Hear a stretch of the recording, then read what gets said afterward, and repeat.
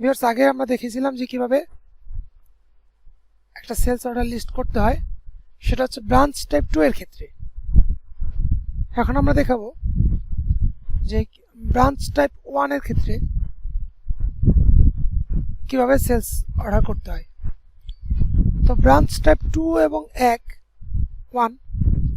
দুইটার ক্ষেত্রে sales order এর sales order list new sales order এর পদ্ধতিটা একই, কিন্তু সামান্য একটু পার্থক্য। সেই পার্থক্যটি আমরা দেখাবো। আমরা এখানে যদি মেন ব্রাঞ্চ 1 এ রিফ্রেশ করি, ভিউয়ার্স আপনারা দেখতে পাচ্ছেন এখানে আরেকটা ঘর চলে আসছে। আপনারা যদি আবার একটু লক্ষ্য করেন, আমরা যদি রিফ্রেশ করি মেন ব্রাঞ্চ 2, দেখেন এখানে একটা ঘর উঠে যায়, বক্স উঠে যায়। তো এখানে যদি আমরা মেন ব্রাঞ্চ 1 এ আবার রিফ্রেশ করি,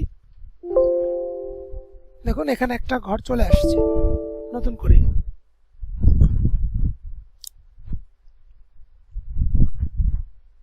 ডিলিট বাই বারকোড।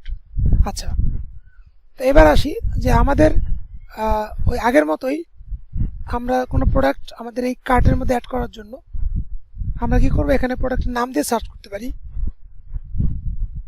আমি চাইলাম যে স্যামসাং এর প্রোডাক্টগুলো, দেখেন স্যামসাং এর দুইটা প্রোডাক্ট এখানে আছে, দুইটা বারকোড ভিন্ন চলে আসছে। আর নাম দিয়ে সার্চ না করে আমরা যদি সরাসরি যে সিরিয়াল নম্বর, প্রোডাক্টের গায়ে যে সিরিয়াল নম্বর থাকে, ওই সিরিয়াল নম্বরের দিয়ে যদি আমরা এন্ট্রি দিই, তাহলে এই যে দেখতেছেন বারকোড নং, এই ঘরটাতে মাউস থাকা অবস্থায় আমরা কি করব, আমাদের বারকোড মেশিন স্ক্যানার মেশিন দিয়ে আমরা এই সিরিয়ালের ওপর স্ক্যান করব। স্ক্যান করলে এখানে অটোমেটিক ওই প্রোডাক্টের নম্বরটা এসে ওই সিরিয়ালটা যেটার সাথে ম্যাচ হয় সেই প্রোডাক্ট এখানে অটোমেটিক অ্যাড হয়ে যাবে। তো আমরা এখানে যেহেতু ম্যানুয়ালি করতেছি হাতে কলমে, তাই এখানে আমরা যদি এখান থেকে কোনো বারকোড দেই, মনে করেন এই বারকোডটা দেব 1 2 3 4 5 7, 1 2 3 4 5 7, এটা লিখে এন্টার দিলাম। দেখেন অটোমেটিক এই প্রোডাক্টের তথ্যটা এখানে চলে আসছে।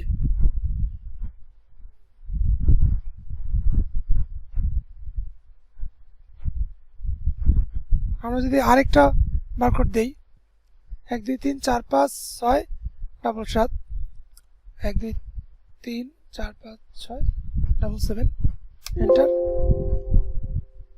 দেখেন এটাতে ফিক্স প্রাইস দেওয়া ছিল না, তাই এখানে মূল্যটা শো করতেছে, আর ফিক্স প্রাইস দেওয়া থাকলে সরাসরি অ্যাড হয়ে যায়। তো আমরা এটা সেভ করলাম। দেখেন এখন দুইটা অর্ডার এখানে চলে আসছে। তো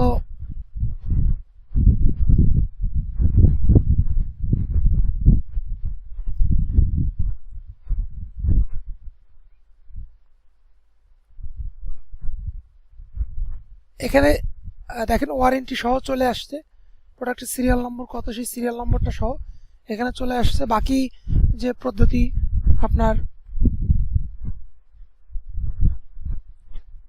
পেমেন্ট নেওয়া বা এই যে ডিসকাউন্ট কিংবা এই যে ডিউ রাখা, বাকি সব সেম টু সেম, শুধুমাত্র এইখানে আপনার কি করতে হবে, সিরিয়াল নম্বরটা দিয়ে সার্চ করতে হবে। এখন হচ্ছে আরেকটা বিষয়, সেটা হচ্ছে আপনি মনে করতে চান যে এই যে স্যামসাংয়ের এই প্রোডাক্টটা, এই জিনিসটা সে নেবে না, এখানে এই প্রোডাক্টটা ডিলিট করতে চান। তো ব্রাঞ্চ টাইপ 1 এর ক্ষেত্রে এখানে ডাবল ক্লিক করলেই হয়ে যেত, কিন্তু এখন কিন্তু এখানে ডাবল ক্লিক করলে হবে না। এখন যদি আপনাকে এই প্রোডাক্টটা কার্ট থেকে ডিলিট করতে হয়, তাহলে এই যে ডিলিট বাই বারকোড, এই ঘরটাতে এই যে কোডটা, এই যে 1 2 3 4 5 6 7, এই যে সিরিয়াল নম্বর, এই সিরিয়াল নম্বরটা আবার এখানে এন্ট্রি দেওয়া লাগবে।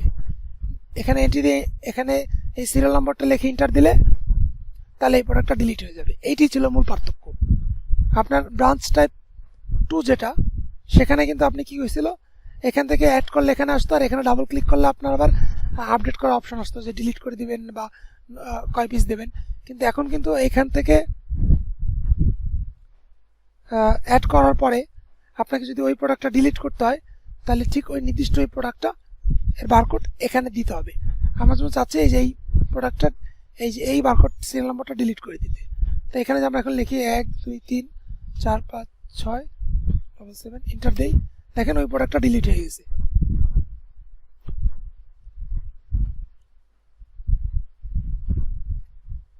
আর কি ছিল যে এখানে আপনারা যদি বিভিন্ন এক্সট্রা আইটেমগুলো অ্যাড করতে পারেন, যেমন আপনি মনে করেন সিসি ক্যামেরা লাগাই দিচ্ছেন, এখন ক্যামেরা ইনস্টলেশন চার্জ লাগবে, এখানে আপনি লিখতে পারেন ক্যামেরা ইনস্টলেশন চার্জ, এখানে আপনার খরচ বা এখানে আপনার প্রত্যেকটা ক্যামেরা ইনস্টলেশন করতে কত টাকা সেটা দিতে পারেন, কয়টা ক্যামেরা ইনস্টল করছেন, কয় পিস, এগুলো দিয়ে আপনি এন্ট্রি দিতে পারেন। কিংবা আপনি মনে করেন যে কাউকে উইন্ডোজ দিয়ে দিচ্ছেন বা মোটর সরি এই কোনো একটা সার্ভিস করে কোনো একটা সার্ভিস চার্জ নিতে চাচ্ছেন, ওই সার্ভিসের নামটা এখানে লিখে এখানে টাকার অঙ্ক দিয়ে আপনি এখানে ইউনিট আর এখানে ইউনিট নেমটা দিয়ে আপনি যদি সেভ করে দেন তো এটা সেভ হয়ে যাবে। এরপর আপনি সেভ দিলে আমরা যখন এটা সেভ করি দেখেন এই একটা পণ্য সেল হয়ে যাবে।